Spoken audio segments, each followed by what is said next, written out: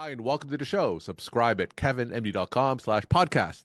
Today, we welcome Saad Alshohaib. He is a nephrologist. Today's Kevin MD article is Why Truth Still Matters in the Courtroom, Lessons from a Physician Witness. Saad, welcome to the show. Thank you very much. Very happy to be with you. Thank you for having me. All right. So I know you're joining us from Cairo today. Thank you so much for taking time out of your busy Yes. schedule. Just Yeah, actually, briefly share your yeah, go ahead. story and journey, and then talk about why you wrote this article on Kevin MD. Well, I was nominated in Saudi Arabia to be a court witness for difficult cases, and I have long experience, and I welcome that. In the beginning, I wasn't sure I would accept that, but when I thought, I saw the people around me, I thought I might be the most experienced, and I'll do my best. And I didn't really regret what I do, but I like to share my feelings with the people and what they should do. Okay. So obviously, I'm not familiar with court cases in Saudi Arabia. So as a Yes. physician, how do you get picked to being a witness in a court case in Saudi Arabia? You get picked when people know about your integrity. Your work also nominate you. It depends on experience. You have to have experience. You have to have being a balanced person with high integrity, somebody who has a good career, somebody never had problems like malpractice before, any bad records. So and then you get nominated, you accept the nomination. And actually, we spend a lot of time in these cases, but it's worth doing. Okay. It's really worth doing. Mm. So tell us about your first case. Tell us about an experience as a physician in a court case in Saudi Arabia. What was that like? Well, the court cases actually they sent to me by email, and I look them. Then I interview the physicians. It takes a long of effort, but I always put my mind. You have a patient who been had a harm, definitely had a harm, and that physician who might be having in a very stressful situation, and then we have to balance that, and the balance is very very difficult because I also look where the patient doctor is practicing. Hmm. If they are in a small hospital, it's very very different from when you are a tertiary hospital where you have all the facilities, and that's one factor. The second one is I look all the documents, and actually I found it's very useful to use the nurses' notes. They write better than the physicians. Yeah. The nurses are the more articulate. Doctors, they don't care about their note. And I like to tell doctors, the best lawyer for you is your notes. And also, I like to tell them, communicate well with the patient. Most people sued because they don't communicate, not Mm. because they do practice. Now, let me explain one case. A patient who came to the emergency room with, let's say, like severe asthmaticus, status asthmaticus, and then he arrested in the emergency room. All the team came around and they tried to resuscitate that young man, and he made it. He made it, but because the whole team was trying to do the IV in the hand tissued. Now, when the IV tissued, that caused damage to the hand. And he required quite a few, say, surgeries to really help his hand to go back to normal. And it didn't really come back to normal, but there was some sort of repair. Now the doctors said, "Well, I did the CPR. This is all I could do." Then the patient said, "Well, yes, my son is alive. I am thankful for the doctor, but I have a disability."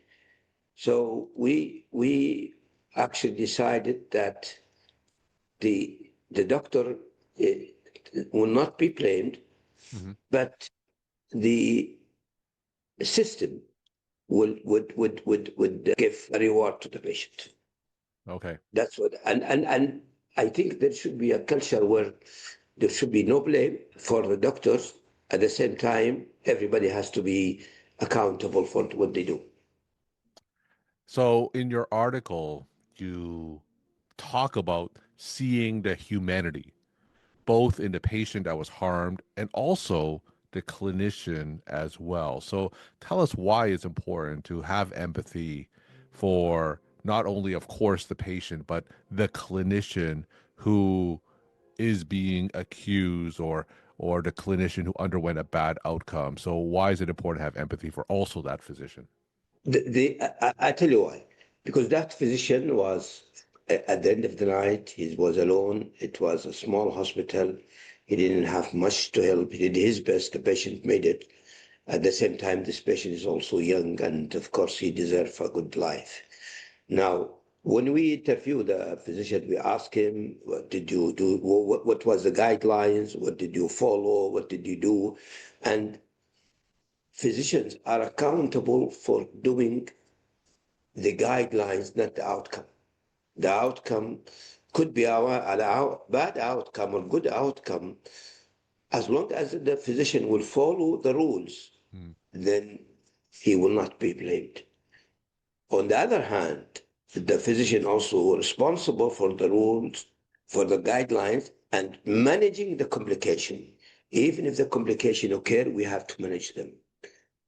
And that's where the balance would be. And I want to say that patients are usually coming to tragedy. At the same time, physicians, they are really having fatigue. They are tired. Mm. They have problems. They feel alone. Most physicians have loneliness. Most physicians are exhausted. Today, maybe with the AI, the knowledge has become better. It will help us more. It will be also help me as a doctor. But it's not only the lack of information we have. We have the information, but what I'm trying to do now is to teach the young people how to apply the information more than the amount of information they would. And mistakes actually do happen. And I think it's a chance for the hospital to improve the system. I was an authority also, and we applied some laws learning from these cases. So these cases will help us to build a better system, will help us to get the guidelines, will help us to do accreditation for the hospital. It's an educational thing. I also teach the students about what happens in the courtroom. Now, do you have an example where a court case led to a change in the guidelines at the hospital or institution that you work in? Yes, we have examples. For example, they look like medications. When it happened, no, we did immediately change this in the hospital. Hmm. And also, we made more than one checkpoints in the hospital to avoid these mistakes. Because you remember the Swiss cheese theories Yes. about the care. So in these cases, you really are taught how to avoid mistakes from in the institution and improve. So I remember one case where the patient has colonic perforation. Hmm. It is a non-complication colonoscopy. But as a medical director, I did review the privilege of this physician. I reviewed and and put him under probation because I wanted to make sure that he made the right things. He was in probation around 2 years and no more perforation. Then we allowed him to go back. So I would say that we should these things should empower people to change the privileges of the patients, to change what they do and observe them, and also to make the guidelines clear, follow all the international guidelines, and try our best to really avoid it. I like to say that, unfortunately, the most profession that has mistake is medicine because it has a human factor. Mm. The least is aviation. Well, what I learned from aviation, because my brother is a pilot, Hmm. when they go to the cabinet, they check, check, check, Yeah. check, check. Yeah. And that gave me a very good, when I first time was with him, give me a nice idea that I should do the checkpoint as much as I can. Yeah. So I have introduced clinical pharmacists. I'm trying to get nurse practitioners, empower everybody to say their and encourage people to report mistakes as much as they can, without being, say, disciplined if when they do that. And I also made in my hospital. I told them, look, don't wait for the patient to complain. Go ahead and get us because we want the best care for the patient. So tell us what other lessons that you've learned from being a physician witness. And I know your article talks about a few others. What other lessons can you share Well, with our audience? the most lesson I learned from this episode, if you have the human touch, if you communicate well with people, they will forgive you even if you make a mistake. Mm. If you communicate with them. Now, communication has to be coming from inside to have the passion. You have also be compassionate to the patient. You have to tell them. And I learned when there is a mistake, I tell the patient. I remember one day there was two lookalike medication. The patient got it from pharmacy. I immediately called him and tell him, don't take the medication. And he was very happy to do so. So I learned from this experience good communication, good documentation, consultation if necessarily. And one message to the physicians, please, please, please avoid protective medicine or practice. You know, people are always worried about being sued. Remember that suing will happen to almost everybody, particularly neurosurgeon, retinal surgery. And that should not make us frustrated and leave our practice. No, it's a chance for us to change our attitude. In my experience, and also in the experience of the medicine all over the world, 80% of lawsuits are not, there is no blame on the doctor. Mhm. That's for sure. So I would say I told my students, and if you have a problem, don't talk about it, fix it, let the patient know, be transparent, don't worry, tell them, and we will help you in that administration because I run a hospital.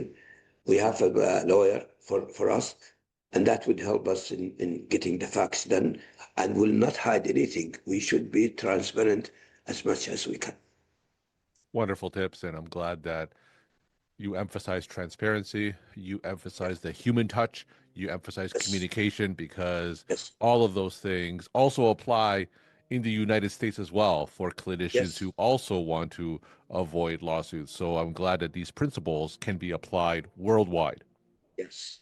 But I allow to mention also, if it jumped from one culture to another, I did a study where we had group of students from Saudi Arabia and a group of students in the United States, and we asked them about the hidden curriculum, which means how do you learn from your superiors? Mhm. And I found different from one country to another. And that lesson taught me that people sometimes make the mistakes, but they don't know they do Mm. in terms of communication. They don't mean bad, but they haven't been taught by other people. Now, there are things that are taught in the curriculum as a student. I learn them. But there are things hidden in the curriculum, like how do you be news, how do you talk patient, how you communicate well with them, how do you treat colleague, and so on and so on. And I found that most of the things that happens in my life, first, politics are not worth being after. Number two, the glory of medicine is not in the awards or Mm. in the international media. It's the human touch that you give to people. And thirdly, they're creating the culture in the hospital will make a big difference. It's the culture we really have to create. And that would make a difference in the care, in the human touch that we talk. And the body language of the patient, of the people, is very, very important.